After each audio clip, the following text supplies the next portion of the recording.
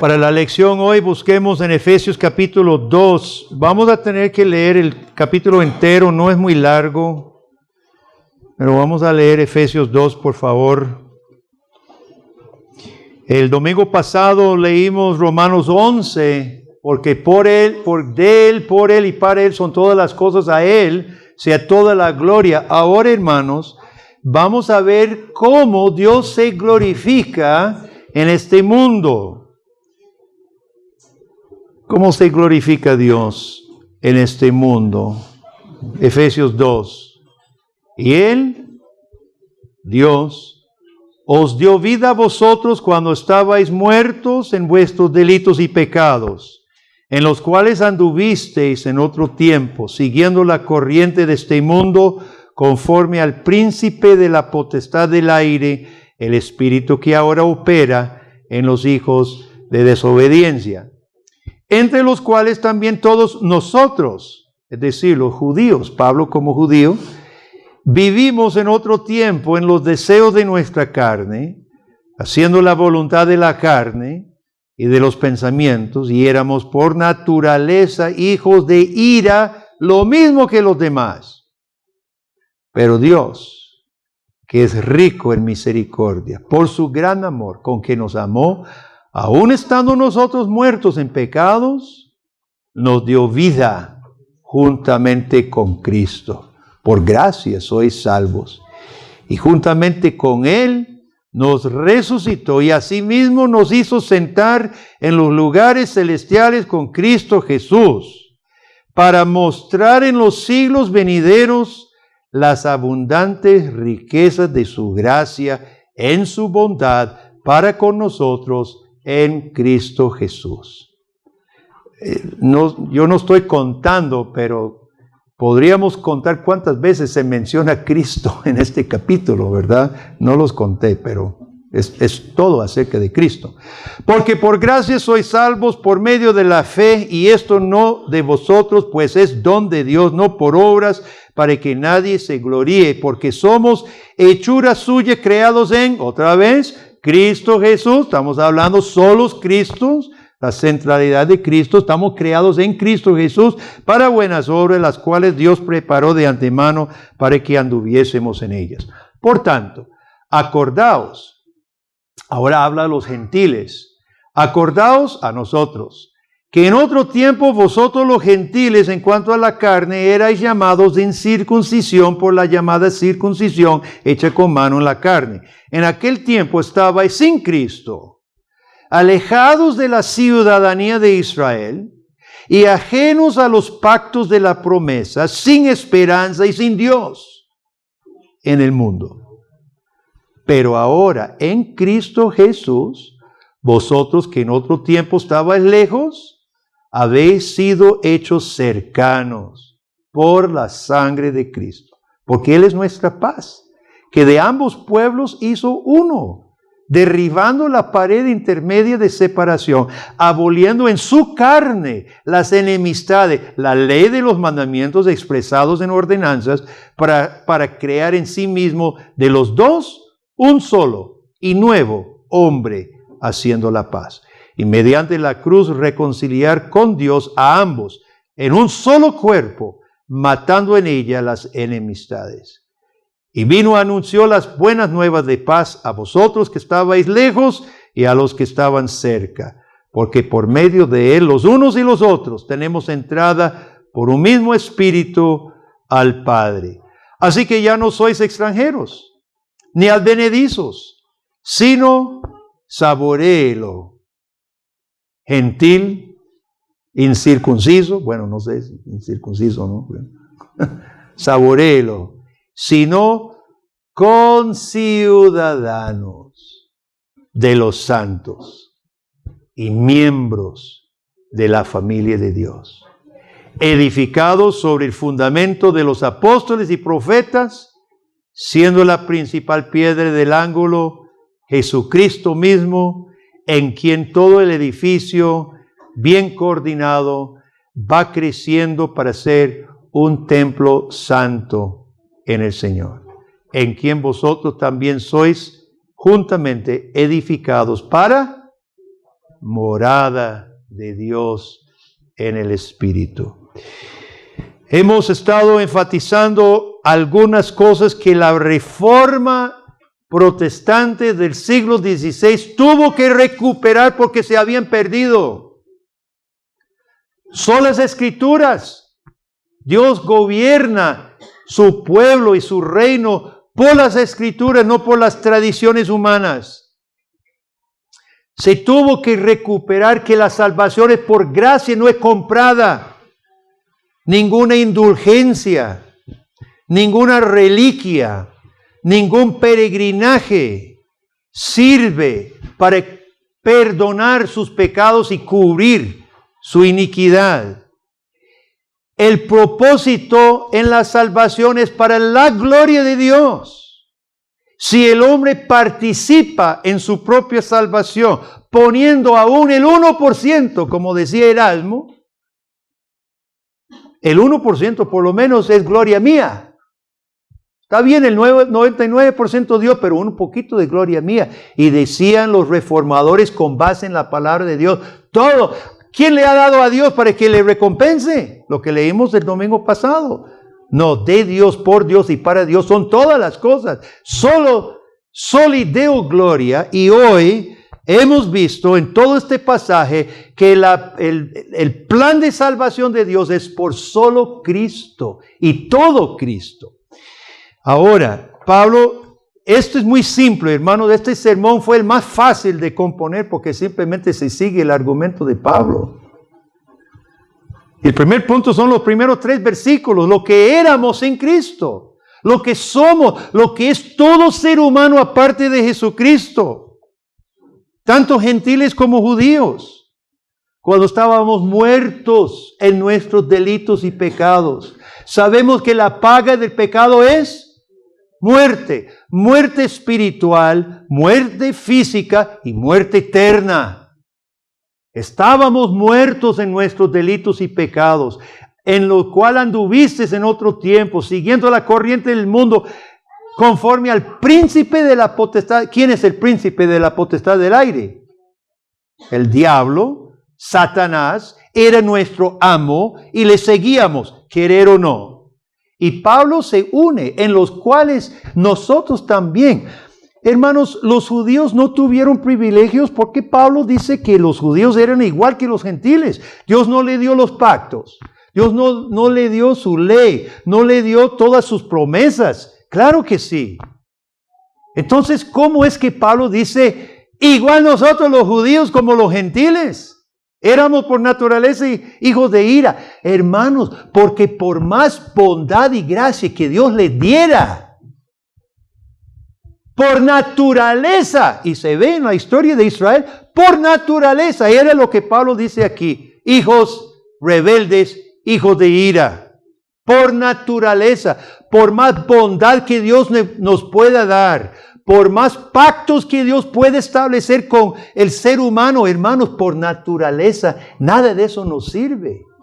A menos que Dios aplique al corazón su gracia en Cristo Jesús. Por eso Pablo dice, nosotros también, igual que los gentiles, éramos por naturaleza hijos de ira. Importante, hermanos, porque si vamos a hablar de Jesucristo, si este punto no está claro y si usted no acepta esto, de nada sirve hablar de otra cosa, del resto del capítulo. Si yo no acepto que por naturaleza soy hijo de ira, amo el pecado por naturaleza, aparte de Jesucristo, amo el pecado, tal vez no amo a Satanás porque con el demonio no hay verdadero amor ni comunión, pero sí le sigo, le sirvo sus propósitos en el mundo, apoyo la maldad, contribuyo a la maldad, así si yo no acepto que por naturaleza yo soy así, entonces, hermanos, no voy a reconocer mi necesidad de un Salvador que se llama Jesucristo. Entonces, por eso Pablo empieza aquí, cuando va a hablar del plan de Dios en este mundo y la manera en que Dios se glorifica en el mundo, empieza por la condición nuestra, lo que somos, por naturaleza, rumbo al infierno, justamente. Es necesario esto ser, aún para los cristianos viejos, es necesario recordar esto todos los días, hermano. ¿Por qué? Porque el orgullo, el hombre viejo que todavía arrastramos, el hombre viejo es orgulloso, es egoísta. Y siempre quiere, y por eso en la iglesia, en la historia de la iglesia, siempre se mete algo de valor humano. Hoy vivimos el tiempo de los derechos humanos, tenemos derecho, porque nos creemos algo. Nos creemos algo.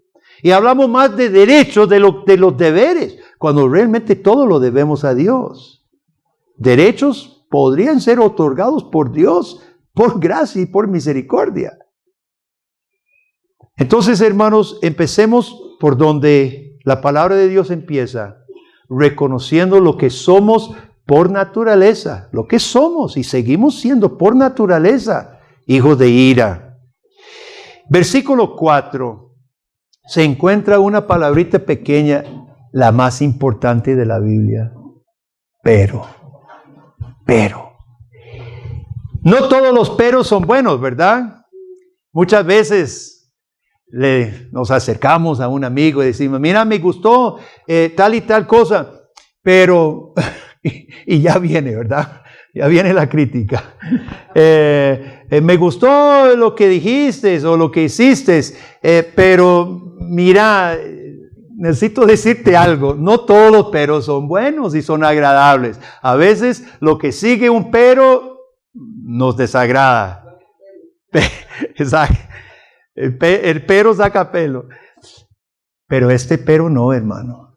Sin este pero, seguimos perdidos todos. Lea versículo 4. Nosotros, 1 al 3, perdidos de nuestro pecado, muertos, hijos de ira, pero Dios. Ve el contraste.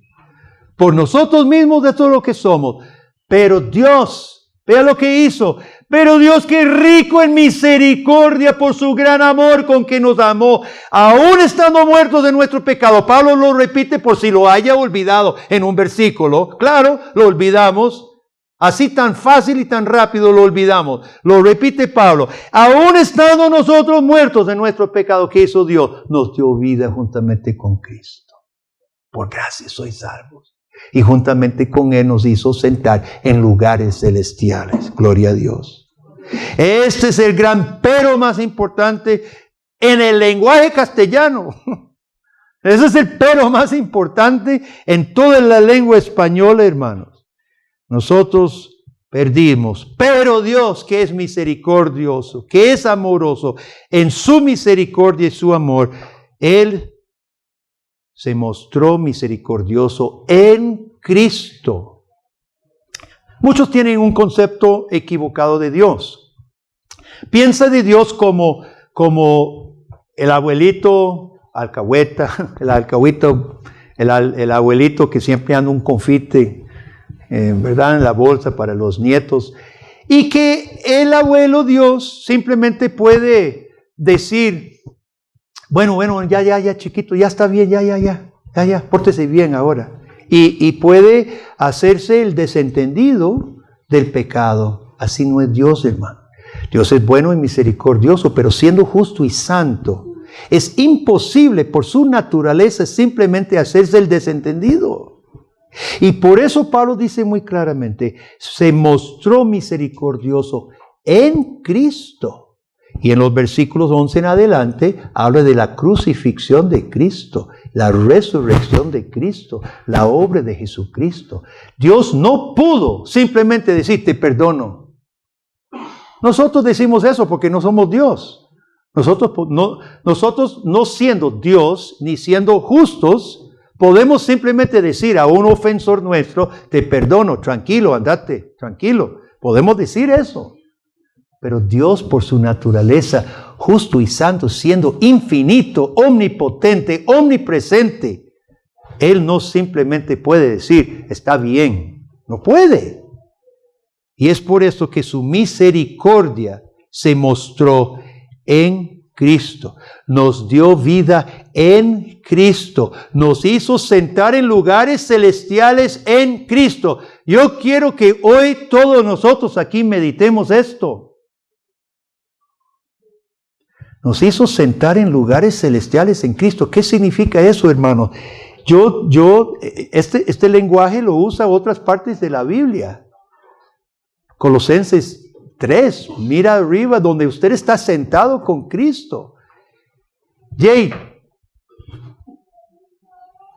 yo lo veo a usted en Costa Rica en un octubre lluvioso 2019 en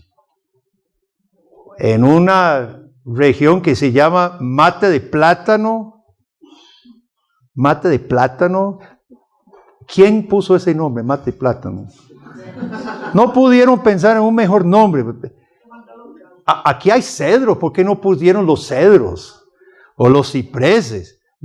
Usted está sentado ahorita en una zona, y ahorita va a llover, un mes lluvioso, en Mata de Plátano. Y dice Pablo que usted está en lugares celestiales. ¿Cómo es esto? Si me pregunta, no le tengo totalmente la respuesta, porque aquí hay algo misterioso. Creo que el sentido de esto, hermanos, va por lo que Dios dice que somos y lo que Dios declara que somos y como Dios nos ve que somos. Nuestra salvación, si usted está en Jesucristo por la fe, por un arrepentimiento genuino y por la fe, Dios dice, usted está tan seguro, su salvación es tan firme, que yo considero que usted está aquí a la par mía, sentado con Cristo mi Hijo, porque Él es Salvador suyo. Y nosotros en Cristo somos salvos. La iglesia está en Cristo, somos su cuerpo. Y como Cristo está a la diestra del Padre, el Padre nos ve a Él como Él sentado. Y nada nos puede separar de ese amor que está en Jesucristo. Ni espada, ni hambre, ni lo alto, ni lo profundo, ni ángeles, ni demonios. Nada, ¿se acuerda? Romanos 8. Nada nos puede separar. Ni cosa creada nos puede separar del amor de Dios que está en Cristo Jesús. Entonces, estamos en Mata de Plátano y estamos en lugares celestiales a la vez. Porque Dios lo dice. Y versículo 7, ¿cuál es el propósito? Fíjese muy bien. Esto es importante también, hermanos. Porque cuando hablamos solo Cristo, el propósito de Dios es solo Cristo también. No es Guillermo. Nosotros somos tan egoístas, tan egocéntricos, que creemos que la salvación se trata de mí. Es más, yo he escuchado, horrorizado, porque me lo han dicho a mi cara, que Dios salva a las personas porque ve algo en nosotros. Dios vio en mí que yo le amaba, entonces me salvó. Pablo acaba de decir que somos unos siervos del demonio, hijos de ira. ¿Qué amor por Dios vio en usted? Un poquito impulso de vez en cuando de reconocer que Dios te creó. Eso no es lo que Dios está pidiendo. Fíjese en versículo 7. ¿Qué es el propósito de redimirnos en Cristo? Para mostrar en los siglos venideros las abundantes riquezas de su gracia y su bondad. Usted sabe, cristiano, voy a hablar a todos los cristianos que me están escuchando. ¿Usted sabe lo que es usted? ¿Usted sabe lo que es usted?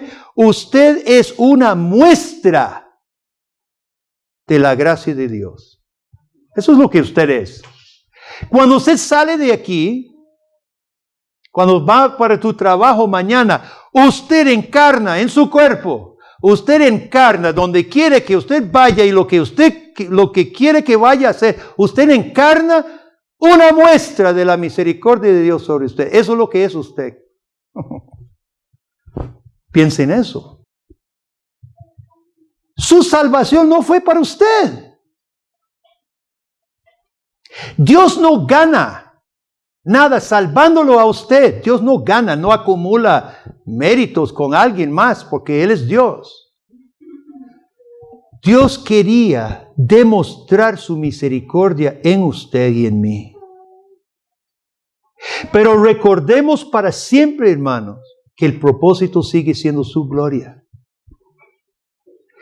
En toda la gloria, toda la eternidad, con todos los cristianos con que nos topemos en el cielo, mi hermano, ¿sabe qué vamos a hacer? Lo que vamos a hacer es muestra de la misericordia de Dios.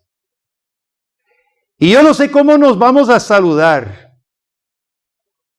pero yo creo que alguna parte de los saludos va a ser: yo soy Guillermo, redimido por la gracia de Dios. Redimido por la gracia de Dios. Lo diremos por toda la eternidad. Así que empecemos ya. Empecemos desde ya, hermano. No debería ir a ningún lugar usted. No debería hacer ninguna cosa ni parpadear sin darse cuenta de que somos salvos para ser una muestra de la misericordia de Dios, hermano. Ahora, esto podemos decir, podemos enorgullecernos, pero ¿de qué nos enorgullecemos, hermano? Nos ponemos orgullosos de nunca haber merecido nada. Es que las cosas cristianas siempre son al revés, ¿verdad? Usted puede ser orgulloso de que no mereció nada nunca. Sea orgulloso de eso. Nunca mereció nada. Y por gracia, ha sido redimido para exaltar el nombre de Dios. Ese es nuestro único orgullo, hermano, de poder glorificar al Dios de misericordia. ¿De qué habla usted? Es que yo aquí, yo pienso, yo digo, yo voy a hacer, yo.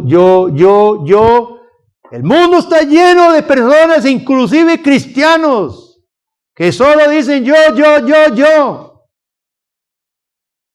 ¿Y qué debe ser nuestras palabras? Dios, el Dios misericordioso, a mí me salvó, no mereciendo nada. Viene el paréntesis esclarecedor. 8 a 10 es un paréntesis, porque por gracia soy salvo por medio de la fe. Pablo se repite, no por obras, para que nadie se gloríe, que somos hechura suya, creados en Cristo Jesús para buenas obras, las cuales Dios preparó de antemano para que anduviésemos en ellas. Entonces, sigamos versículos 11 en adelante. ¿Qué más hizo Dios en Cristo? Lo que Pablo resume, hermanos, es el cumplimiento del pacto con Abraham. ¿Qué le prometió a Abraham? Serás padre de muchedumbre de gentes, y en ti serán bendecidas todas, ¿qué? Las familias de la tierra. Entonces, versículos 13, 14, 15, 16 explica que Cristo vino a cumplir la ley. ¿Para qué Dios puso la ley? Para apartar su pueblo y mostrar el pecado.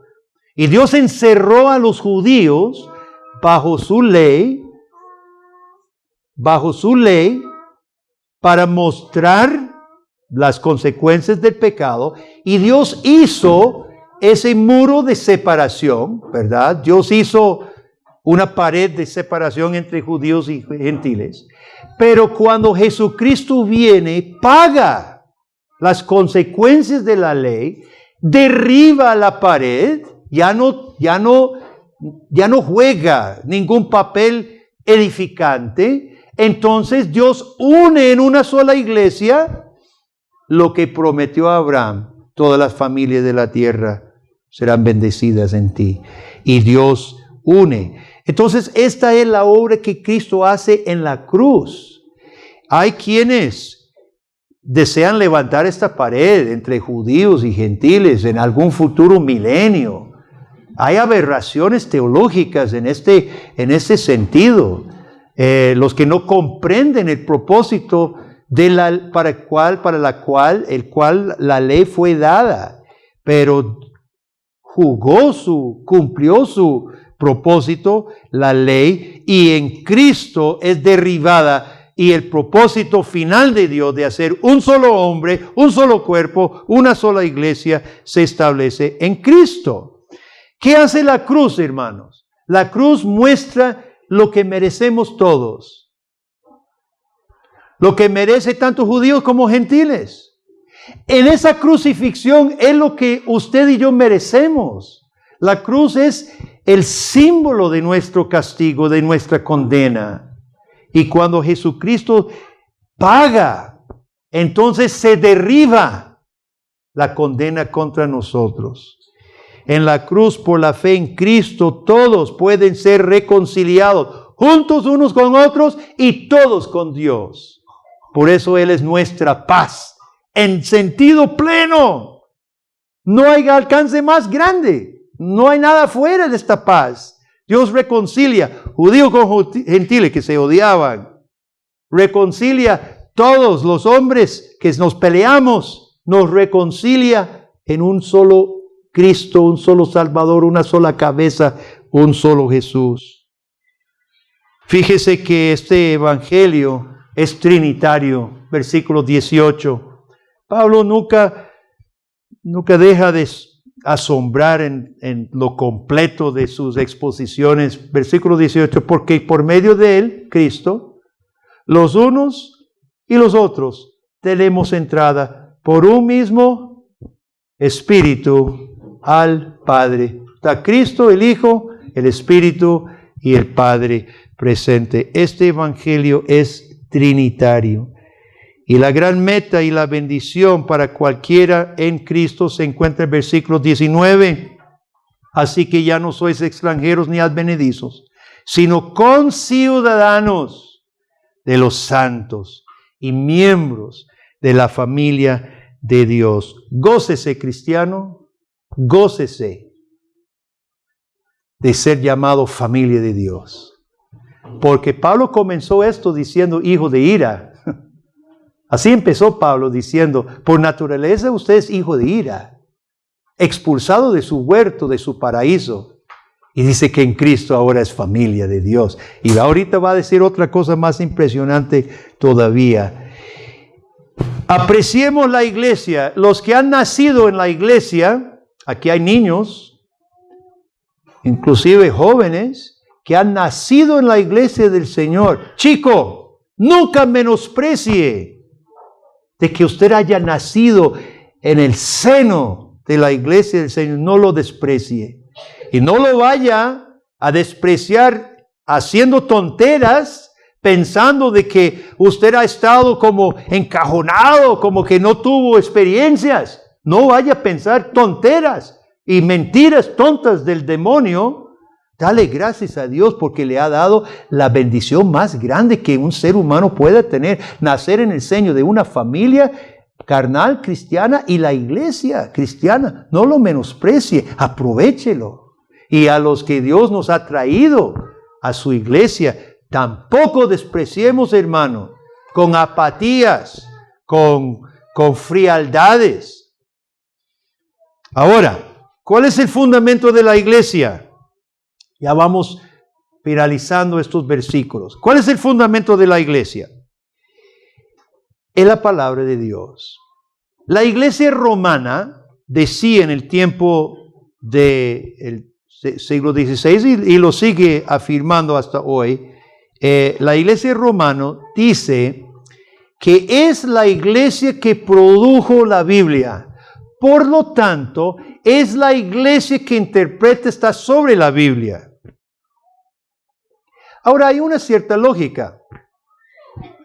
Dice, la teología católica romana dice, pues Jesucristo escogió a sus apóstoles y fueron los apóstoles, la iglesia, ¿verdad? La iglesia que escribió la Biblia. Y como Jesús puso a Pedro como cabeza de la iglesia, Pedro, el Papa, con el magisterio de la iglesia, está sobre la Biblia, interpreta la Biblia, aplica la Biblia, etc. Ese es el argumento. Ahora, Juan Calvino respondió muy simplemente.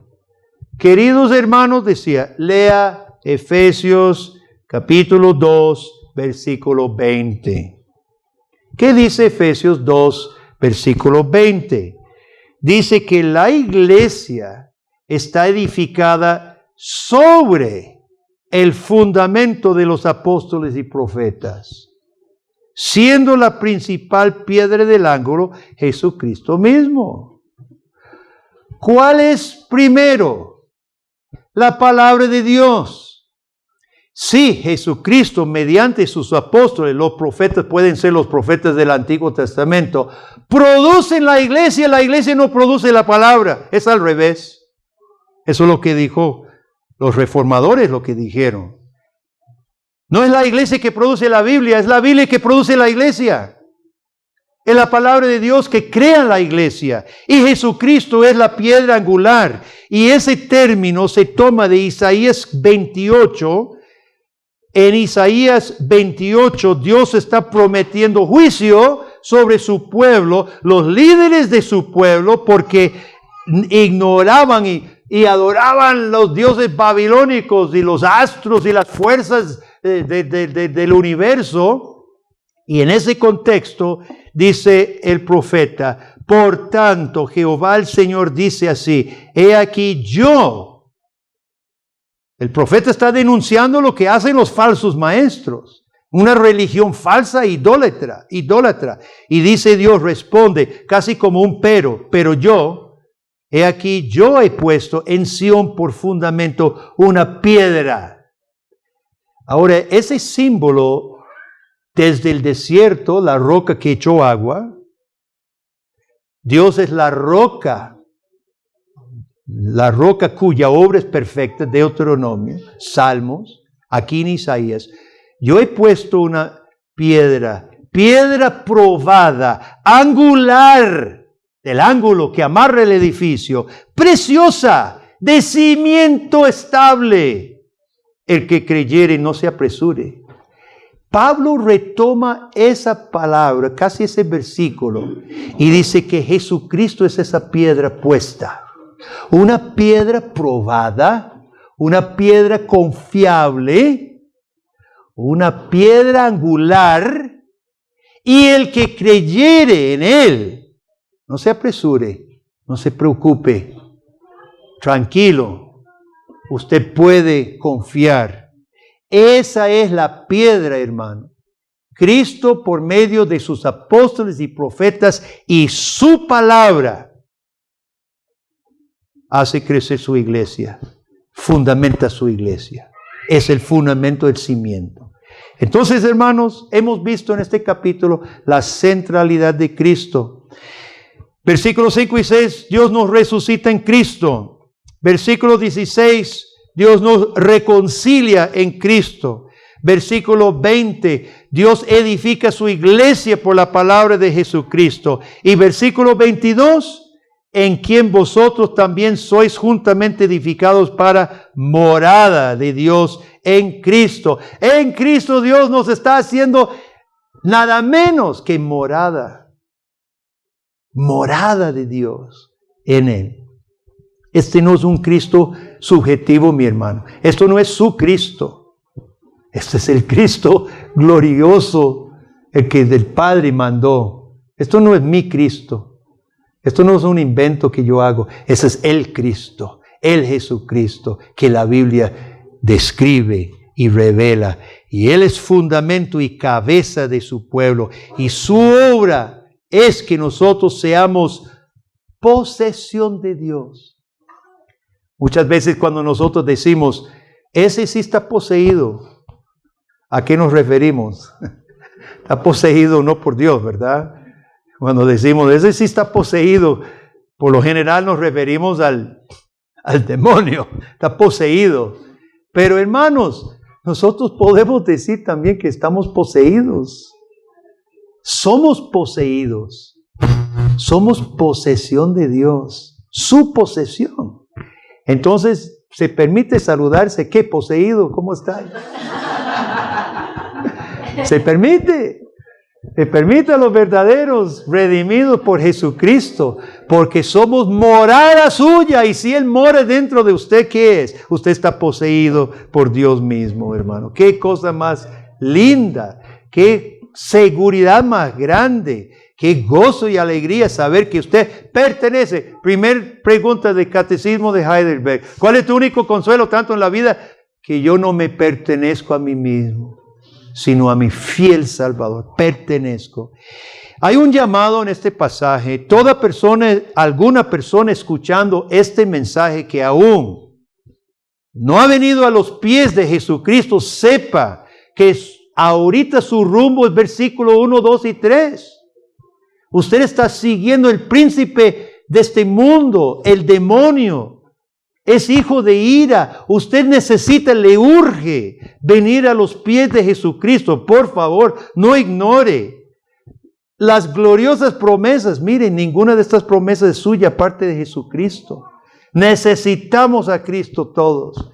Y si hay alguien escuchando este mensaje que no se ha acercado a postrarse a los pies de Jesucristo, no demore ni un segundo más. Dígale al Señor: heme aquí, redímeme por medio de Jesucristo tu Hijo, y será suya esta salvación y estas promesas. Solos Cristos, querido amigo, querido hermano, medite en Cristo, abrace a Cristo, confíe en Cristo y glorifique a Cristo. Amén. Oremos. Padre, qué grande eres, qué grande es tu plan de salvación en Jesucristo, qué alcance tiene. Dios, no terminamos de maravillarnos, de admirarnos, de asombrarnos por tu gran misericordia. Gracias por versículo 4. Sabemos que los versículos no eran parte de la carta de Pablo, pero tenemos versículo 4, pero Dios, gracias Señor, que a pesar de nosotros, tú has sido misericordioso enviando a tu Hijo. Que nuestras vidas glorifiquen solo a Cristo. En su nombre oramos. Amén.